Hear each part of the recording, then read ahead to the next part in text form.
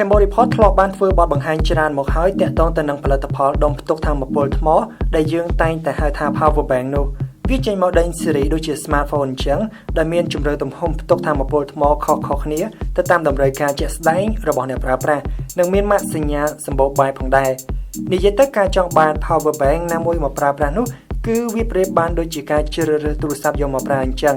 យើងតែងតែចង់បានផលិតផលដែលមានគុណភាពនិងតម្លៃសមរម្យព្រោះថាបើប្រើចំរបស់មិនសូវមានគុណភាពទៀតនោះវានឹងធ្វើឲ្យប៉ះពាល់ដល់ឧបករណ៍យើងជាក់ជាមិនខានដូចនេះសូមពិចារណាឲ្យបានច្បាស់បន្តិចមុននឹងសម្រេចចិត្តទិញ PowerBank ណាមួយមកប្រើប្រាស់ប្រចាំថ្ងៃអញ្ចឹងថ្ងៃនេះយើងមាន PowerBank មានគុណភាពតាមស្តង់ដារអឺរ៉ុបចំនួន3ប្រភេទដែលស្ថិតនៅក្រោមស្លាកសញ្ញា Aspor មកបង្ហាញទៅដល់អ្នកទាំងអស់គ្នាចង់ដឹងថាវាមានគុណភាពល្អបែបណានោះសូមតាមដានដូចតទៅសួស្តីអ្នកទាំងអស់គ្នាស្វាគមន៍មកកាន់ Cambo Report Model ដំបូងគេនេះមានលេខសម្គាល់ A378 ជាប្រភេទ PowerBank ដែលមានទំហំ 20,000 mAh វាមានរូបរាងតូចល្មមនិងហាប់ណែនល្អស្រួលកាន់នៅក្នុងដៃកែមទាំងសងខាងមានរាងមូលជាមួយនឹងពណ៌ទឹកប្រាក់ជាលក្ខណៈគ្រើមអញ្ចឹងវាមិនងាយរអិលធ្លាក់ពីដៃនោះទេនៅផ្នែកខាងមុខមានកញ្ចក់ screen ពណ៌ខ្មៅមួយនៅខាងលើជាកន្លែងប្រាប់ពីថាមពលថ្មដែលនៅសល់ជាកន្លែងសម្រាប់បង្ហាញព័ត៌មានថាយើងកំពុងសាកថ្មនៅលើ PowerBank នេះនិងកម្លាំងថ្មដែលកំពុងតែសាកចេញទៅកាន់ឧបករណ៍របស់យើងវាអាចបង្ហាញព័ត៌មានពីកម្លាំងសាកថ្មទៅកាន់ឧបករណ៍យើងច្បាស់តែម្ដងឧទាហរណ៍ថា smartphone យើងអត់មានបច្ចេកវិទ្យាសាកថ្មលឿននោះទេអញ្ចឹងវានឹងបង្ហាញត្រឹមកម្លាំងសាកចេញ1អាំពែតែប៉ុណ្ណោះតែបើ smartphone យើងមានបច្ចេកវិទ្យាសាកថ្មបានលឿនវានឹងបង្ហាញលេខ2អាំពែតែម្ដងខាងលើមានរុនសម្រាប់សាកថ្មចេញទៅកាន់ឧបករណ៍យើងចំនួន2រុនសម្រាប់សាកថ្មបញ្ចូលថ្មនៅក្នុង PowerBank ចំនួន2ជម្រើសខុសៗគ្នាមួយជា USB-C និងមួយទៀតគឺជា Micro USB ធម្មតាហើយនៅចុងគេនេះគឺជាប៊ូតុងបិទបើកដុំ PowerBank ពិសេសមួយនេះដាក់លក់នៅក្នុងតម្លៃ$24 8កាក់ដែលមានបំពាក់មកជាមួយនឹងបច្ចេកវិទ្យាសាកថ្មលឿននិងបច្ចេកវិទ្យាសម្រាប់ការពារការឡើងកម្ដៅផងដែរ PowerBank ទី2នេះមានលេខសម្គាល់ A385 វាស្រាប់តែដោយលោហៈពណ៌ខ្មៅគ្រើមដូចស្បែកនិងមានវណ្ណព័ទ្ធជុំវិញជាលោហៈពណ៌មាសបែបផ្កាឈូកវាមានទំហំតូចនិងងាយស្រួលកាន់ជាមួយនឹងទំហំផ្ទុកថាមពល 10,000 mAh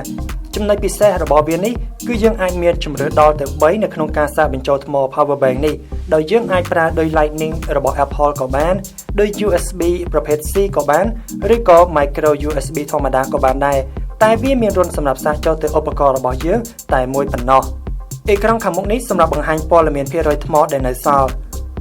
ខាងស្ដាំមានរុនសាកបញ្ចូលថ្ម PowerBank ប្រភេទដោយ Lightning ខាងលើមានរុនសាកបញ្ចូលថ្ម PowerBank ប្រភេទ USB-C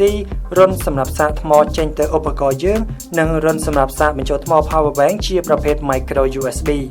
ហើយប៊ូតុងបិទបើកស្ថិតនៅផ្នែកខាងឆ្វេងលើពីនេះវាក៏មានបច្ចេកវិទ្យាសាកថ្មលឿននិងការពារការឡើងកម្ដៅផងដែរហើយអ្នកទាំងអស់គ្នាអាចរកទិញវាបាននៅក្នុងតម្លៃ$19 8កាក់ចុងក្រោយគេនេះមានលេខសម្គាល់ A375 វាមានរូបរាងដូច model A378 ច្រើនគ្រាន់តែវាស្ដើងជាងនិងស្រាលជាងបន្តិចប៉ុណ្ណោះ PowerBank នេះស្រោបទៅដោយលោហៈខ្មៅក្រឹបតែម្ដងជាមួយនឹងទំហំផ្ទុក 10,000 mAh អេក្រង់តូចខាងមុខរបស់វាប្រើសម្រាប់បង្ហាញព័ត៌មានសម្បូរបែបដូច model A378 អញ្ចឹងដូចជាភាគរយថ្មបញ្ជាក់ថាយើងកំពុងតែសាកថ្មចូល PowerBank និងកម្លាំងសាកថ្មចេញទៅឲ្យឧបករណ៍របស់យើងខាងលើមានរុនសម្រាប់សាកថ្មចូលមក PowerBank ចំនួន2មួយជា USB-C និងមួយទៀតគឺជា Micro USB ធម្មតាដូចគ្នាហើយវាក៏មានរុនសម្រាប់សាកថ្មចេញទៅឧបករណ៍របស់យើងចំនួន2និងចុងក្រោយគេនេះគឺជាប៊ូតុងបិទបើកមិនខុសពី model ទាំងពីរខាងលើនោះទេ model នេះក៏មានបច្ចេកវិទ្យាសាកថ្មបានលឿននិងបច្ចេកវិទ្យាទប់កម្ដៅដូចគ្នាវាត្រូវបានក្រុមហ៊ុនដាក់លក់នៅក្នុងតម្លៃ$18 8កាក់តើអ្នកគិតយ៉ាងណាដែរបន្ទាប់ពីបានទស្សនាវីដេអូនេះហើយដូចខ្ញុំបានបញ្ជាក់នៅខាងលើអញ្ចឹងទាំង3នេះគឺសុទ្ធតែជា PowerBank ដែលមានគុណភាពនិងត្រូវបានផលិតមកទៅតាមស្តង់ដារអឺរ៉ុបតែម្ដងអ្វីដែលកាន់តែពិសេសនោះក្រុមហ៊ុនក៏បានបំពាក់មុខងារសាកថ្មបានលឿននៅលើ model ទាំង3នេះផងដែរអញ្ចឹងបើសិនអ្នកទាំងអស់គ្នាមានចំណាប់អារម្មណ៍និងមានបំណងចង់បានមួយមកប្រើប្រាស់នោះអាចស្វែងរកបាននៅតាមហាងលក់ទូរស័ព្ទនិងហាងលក់គ្រឿង accessory នានានៅទូទាំងប្រទេសកម្ពុជាចំពោះតម្លៃគឺដោយបានបញ្ជាក់នៅខាងលើអញ្ចឹងដោយ model A378 ដែលមានទំហំផ្ទុក 20,000 mAh មានតម្លៃ$24 8កាក់ model A385 មានតម្លៃ$19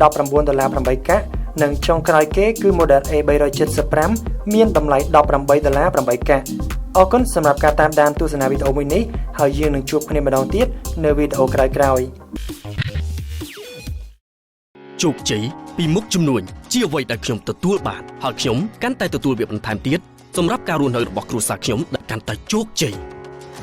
រាល់សេវាកម្មខ្ញុំបានបំពេញយ៉ាងល្អសម្រាប់អតិថិជនរបស់ខ្ញុំហើយខ្ញុំក៏កាន់តែបំពេញយ៉ាងល្អឥតខ្ចោះថែមទៀតសម្រាប់សកម្មភាពប្រចាំថ្ងៃនៃការរស់នៅរបស់ខ្ញុំ